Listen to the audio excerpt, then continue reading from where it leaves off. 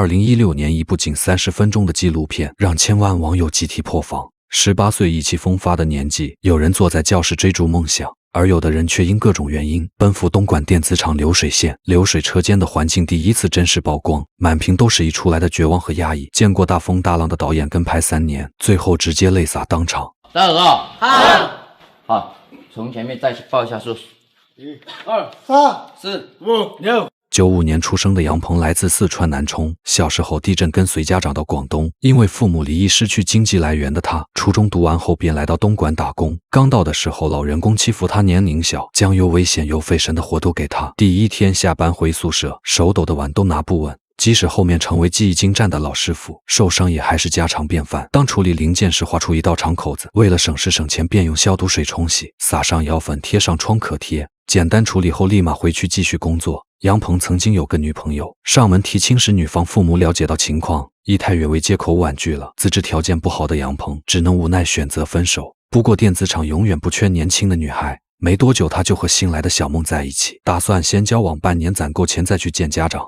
但几千块的工资刨去开支能存多少呢？没有父母的帮助，加上结婚时所需的房车，仿佛大山压在他身上，不敢抱有任何希望。有些人觉得太累且存不到钱，选择离开，但无学历无背景，只有流水线工作经验，只能再次回来赚着较高的薪资。来自广东湛江的女孩杨玉晶便多次离开后又无奈返回，发现电子厂才是最好的选择。家境的贫寒导致过早辍学，让小年纪的小玉十分懂事，为了多挣点钱，接下了谁也不愿意做的焊锡工作，哪怕被细点烫到手也从不娇气。年关将至，小玉将行李提前寄回家，期盼着不久后结束枯燥的工作，能回去见父母好好过个年。但来年他还会继续过来上班。导演问及竟然雷为何还要过来？难道是想给自己买什么礼物？没有，我就想存点钱，我家里面穷嘛，想盖个房子嘛。哪有钱买什么？在湛江那边盖房子很花钱。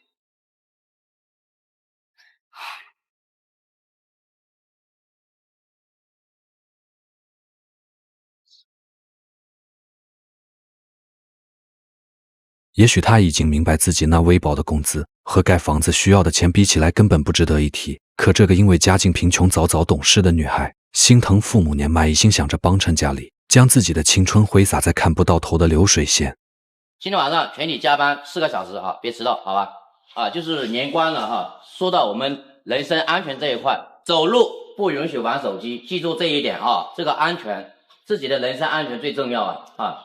身体赚钱的本钱在厂里，除了白天工作8小时，为了赶工期，晚上加班也是常态。产品需要15人一组共同完成，每个人重复着一个动作，负责组装。一个人手慢就会影响整个流水线的速度，所以大家必须打起12分精神，马不停蹄做着手上的工作。工厂将他们的劳动价值计算到极限，工作时间多长就得完成多少产品。这里的人成为机器，没有情绪，没有喘息空间，只需要麻木地重复手上工作。只有下班打卡时，小玉的脸上才恢复些许笑意。当厂里同龄的女孩打扮光鲜亮丽，在休息时相约外出游玩吃饭，只有她素面朝天，衣着朴素。去食堂盛上一大碗白饭，青菜配上辣椒就是她的日常。尽管如此，小玉没有丝毫嫌弃，大口吃着。而比小玉小1岁的小林，来自偏远的四川凉山，却觉得电子厂是天堂。在这里没有一望无际的大山，没有干不完的农活。作为临时工，在这里无拘无束，不想上班就提桶走人换地方，每逢发工资就和兄弟出去快活。一般都是先逛 KTV， 然后各自的走的。各自走啊？走哪去啊？好，不好意思说这个。为什么不好意思说？很多男人聚在一起就是，哎呀，我也说不出来。去开房吧。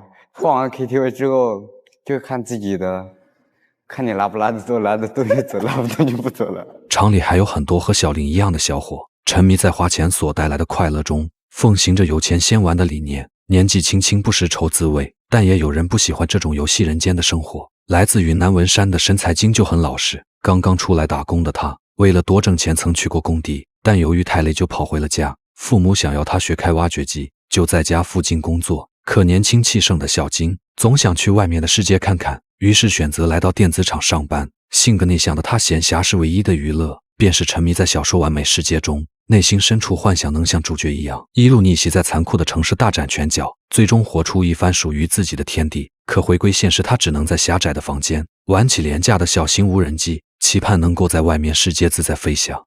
去到那里不要大声喧哗，不要让那些供应商是吧？供应商就会说这个厂的是我的客户，这些人是这样子的。原来临近年末，厂里组织了一场年会，员工及老板和供应商纷纷到场。主持人一番慷慨激昂的演讲，仿佛告诉大家，再苦再累都是值得的。回顾过去，我们热情洋溢；展望未来，我们斗志昂扬。让我们在新的一年里张开腾飞的翅膀，向着更高的目标翱翔。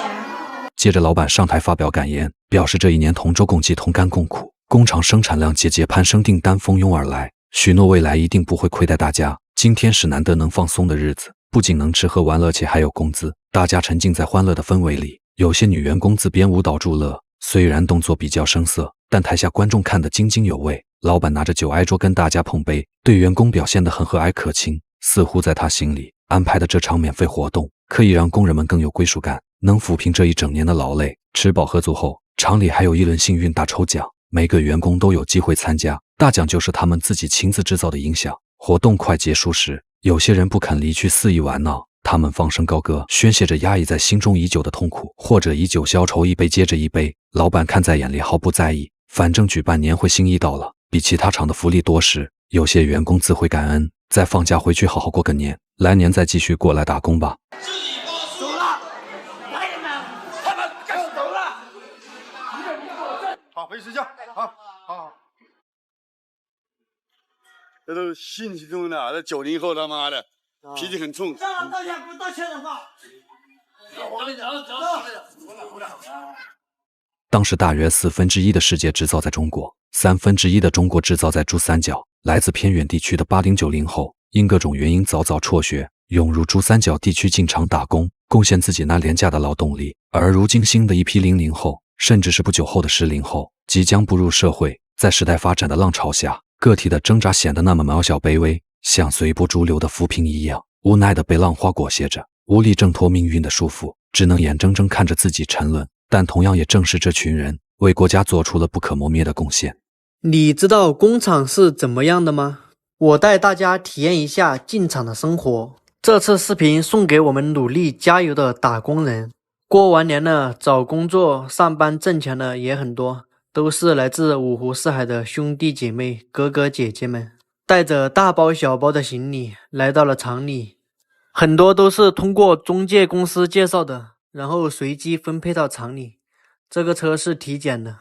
这就是我们厂里的这个住宿楼，都是免费的，大家看一下，都是很高的，每层都有电梯的。首先身份核实你的个人信息，然后就是应聘，然后分部门，然后指纹录入是打卡的，最后是宿舍分配，不住宿舍的话，然后就可以不用办理宿舍。这里有很多人和我差不多年纪一样的，也有比我大的哥哥姐姐、叔叔阿姨们，很多跟我一样的小伙子都放弃了读书，来到了大城市打工上班。厂里不看学历，也不看背景，是我们很多普通人的避风港。分完宿舍，然后拿着自己的大包小包的行李，挤上电梯。当我们办好入职的那一刻，我们就和厂里挂上钩了。宿舍也就相当于是我们的一个小家了。大家都是来自五湖四海的朋友们，也有的是情侣，有的是家人，来到了同一个地方。当然了，我们都有一个目标，那就是挣钱。宿舍虽然住5、6个人，但是也感觉很温暖。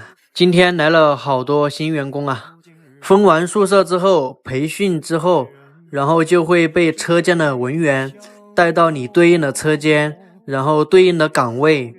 这就是我们厂，有1万多人呢。这边就是我们上班的厂区，很大呀。来到车间之后，在这打卡机要试一下打卡能不能打。这边就是住宿楼，然后上面是食堂，要坐这个垂直这个电梯上去的。食堂也是很大。新的一年我们一起加油，我们一起发，加油！